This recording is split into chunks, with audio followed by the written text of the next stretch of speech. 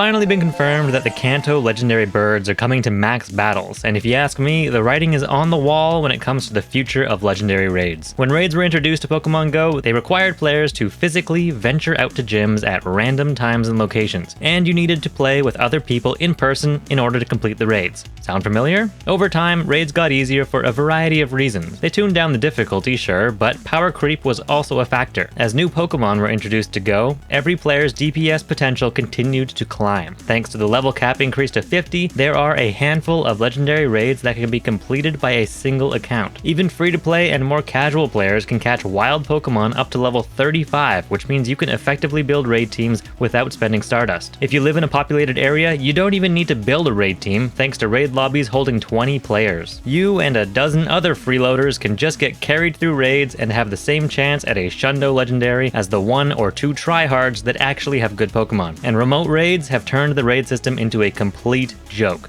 It may as well be a loot box. So it makes sense that Niantic would look for a way to ensure that, going forward, we don't have it quite so easy. If you're a long-term player, you may be annoyed that your current roster of Pokemon can't enter these battles. Niantic actually isn't concerned about you. You'll either stop playing or eventually come on board once Dynamax battles are the only way to continue catching legendary Pokemon. The max system is set up to ensure that new players can't progress quickly or easily, which will encourage the most impatient to spend more money. They're going to simply make max battles more desirable than raids by releasing legendary Pokemon into DMAX instead of the raid rotation, which will be their attempt to correct some past mistakes. Mistake 1, wild Pokemon can be found up to level 35. You literally don't need to spend Stardust to build raid teams. I know because that's how I built my raid teams. I don't grind. IVs barely matter. Catch some decent Pokemon at level 30 or higher, evolve, and you're good to go, assuming you have at least 3 other players to raid with. The solution? You can't bring wild Pokemon into max battles, and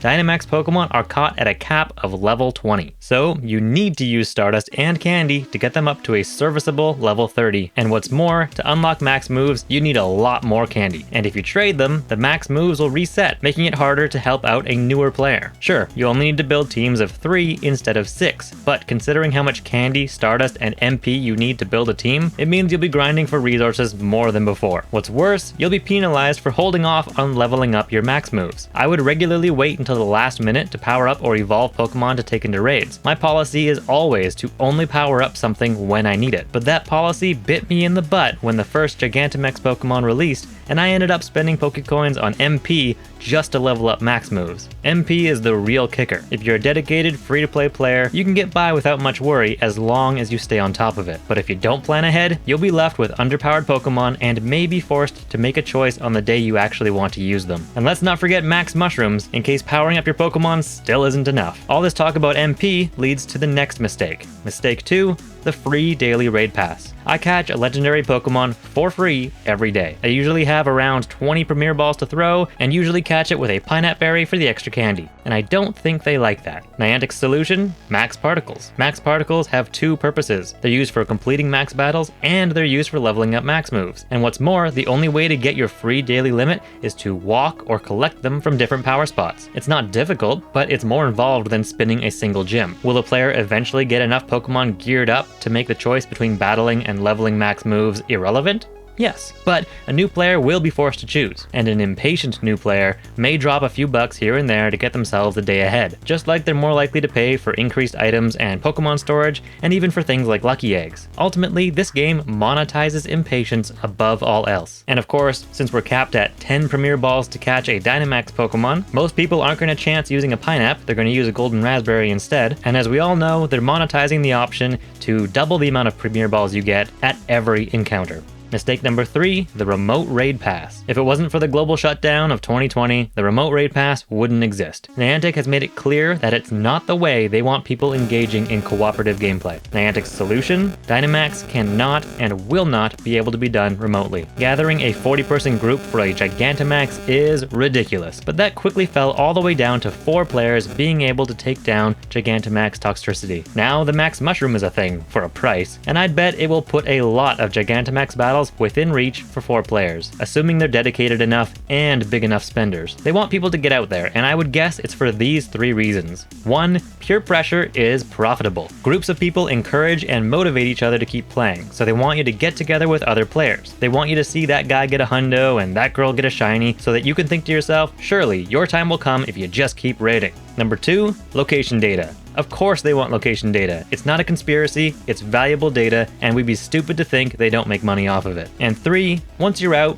you're out. There's a good chance you'll play longer than if you were just sitting at home. You can't just do a Dynamax battle, then go back to the show you were watching or finish cooking dinner. People always argue that Niantic would make so much more money if they just lifted the remote raid cap. But for all we know, the millions they make from raids is potentially nothing compared to the billions they could make from location data. If you've been playing for a while, there's a good chance you're spending far less money on this game than you used to. What's the point in spending a bunch of money raiding for Pokemon you already have? Obviously, I'm not talking about the huge spenders that want full teams of maxed out legendaries. Those people are very much the minority. Niantic is hoping you'll get out there and start your collection from scratch within the Dynamax system, simply because you're already invested in the game. Your collection of level 50 shiny legendary Pokemon isn't making them any money though. And think about what it's like for a new player. They can fill up their Pokemon storage in a couple of hours, and their item storage is immediately overflowing, meaning they can't spin stops. At only 50 coins for free per day, assuming they can maximize their return at gyms, it takes 4 days to be able to increase your storage by 50 for either items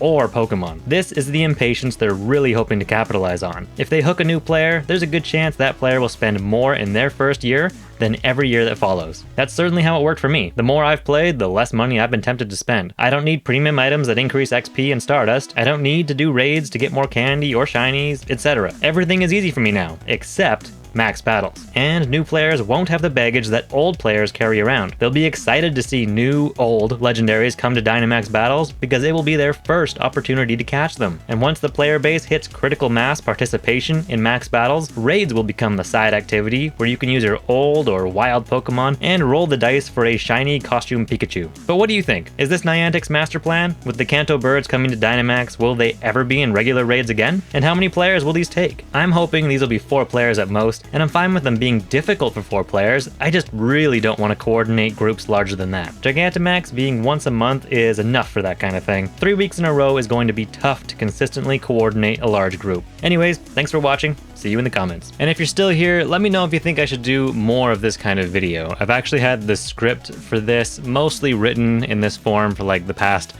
month or 2 because I wanted to make this sort of a more of a production, do a lot more editing to it, but honestly, I just don't have the time. So with them suddenly springing on us, the Kanto birds, I figure I better just talk about this now before it becomes irrelevant and either my theory is proven wrong or correct. Either way, there it is. I've put out the video now, and I really do want to know what other people think about this. I want to know if I'm alone thinking that they're actually going to kind of transition us away from raids over to max battles. I think it's going to take probably a couple years for them to really do it, but Pokemon is a series that's not going anywhere, and I don't think Go is gonna stop either. There are always new 10 and 12-year-olds out there. There are always new people coming across Pokemon. I think they're gonna want to make sure that whatever system is in place is one that can maximize engagement and return financially for them for the long term. And I really do think that the slightly more complex mechanics of the max battles give the game a little bit more depth, which honestly makes it more interesting to me, but also less accessible for me since I live kind of far out of town and have no one else to play with. So I really hope you can do these legendary battles with 4 accounts because that really is the most I'm willing to get together. Anyway, thanks again for watching. See ya.